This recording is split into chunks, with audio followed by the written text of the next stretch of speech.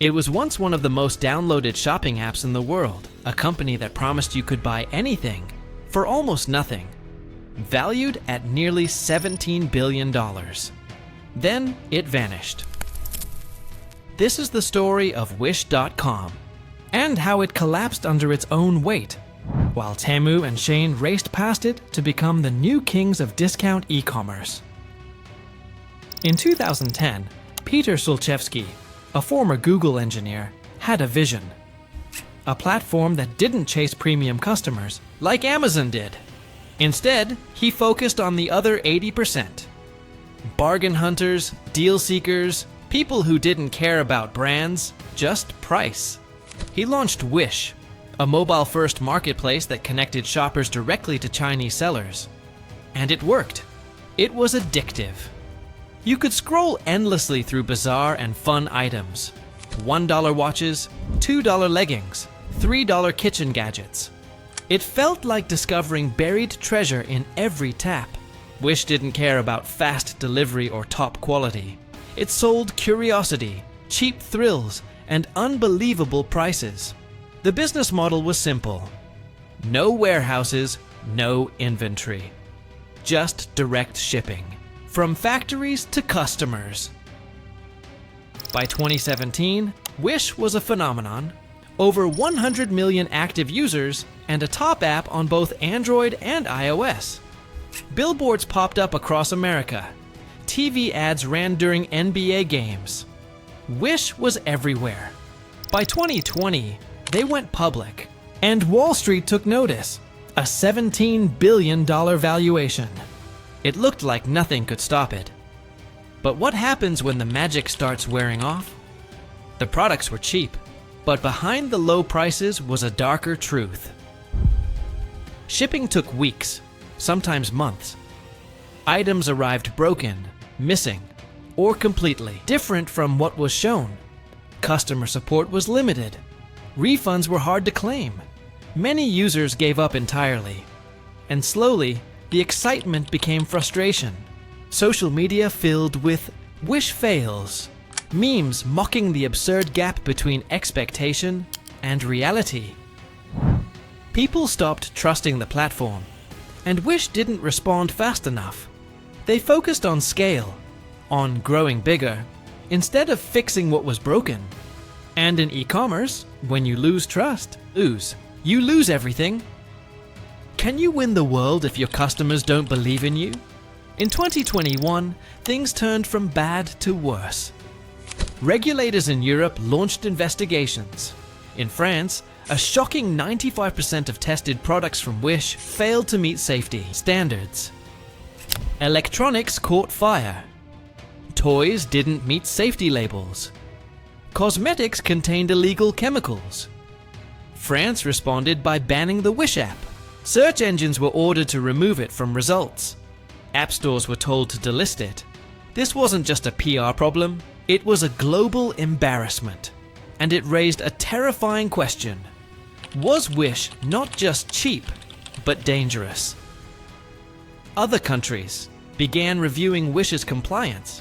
Meanwhile, US lawmakers also started looking into cross-border e-commerce regulation. The company went from being an app store darling to a global red flag. Can a tech giant survive if entire countries shut the door? After the IPO hype wore off, reality hit hard.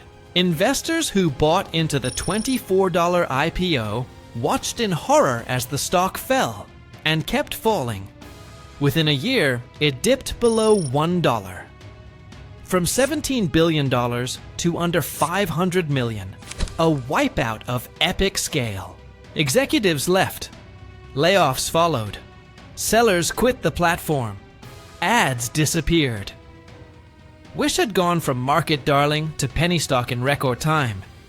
It didn't just lose money, it lost relevance. In the world of e-commerce, being forgotten is worse than being hated. So if Wish was falling, who was ready to take the throne? While Wish stumbled, two Chinese e-commerce juggernauts quietly studied its mistakes and moved in. Shein used smart algorithms to read trends.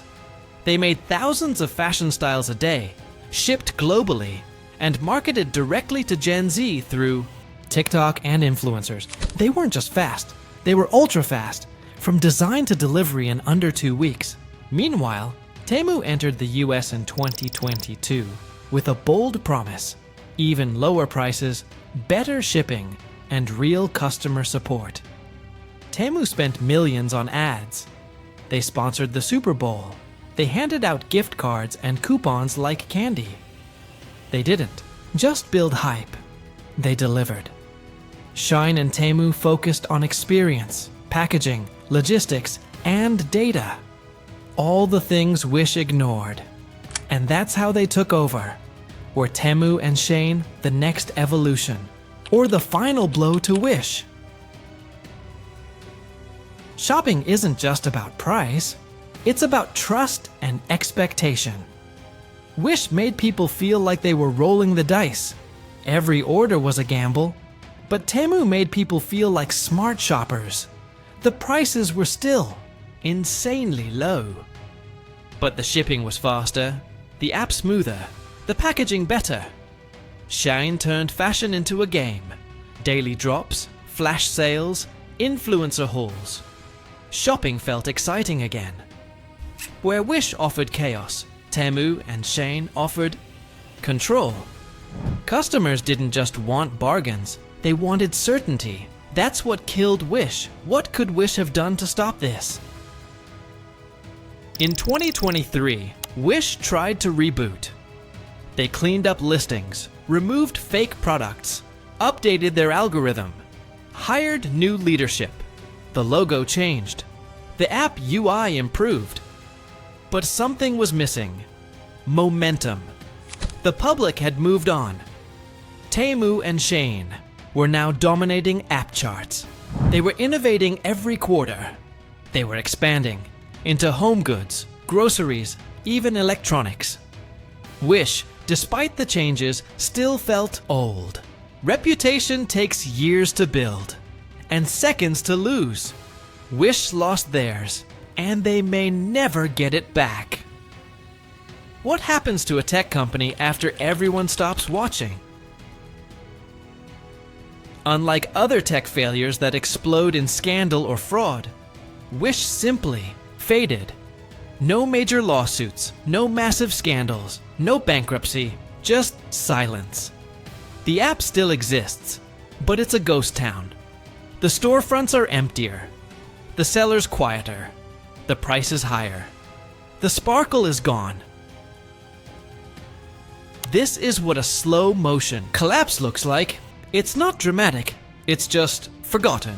And in tech, being forgotten is the worst fate of all. Wish teaches us that growth alone is not success. That scale without trust is a ticking time bomb. They chased virality, but ignored quality. They flooded the market, but failed to build loyalty. Temu and Shein took the same formula, but fixed the fundamentals: trust, speed, and experience. Today, they are rewriting the rules of e-commerce. But one day, they too could fall if they forget what made them win. In the digital age, success is fast, but failure is faster.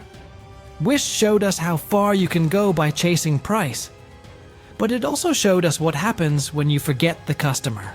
From $17 billion to forgotten. And in the ruins, two new giants rose: Temu, Shein. Who's next? If you found this story powerful, like, comment, and subscribe. We've got more business thrillers coming. This was just the beginning.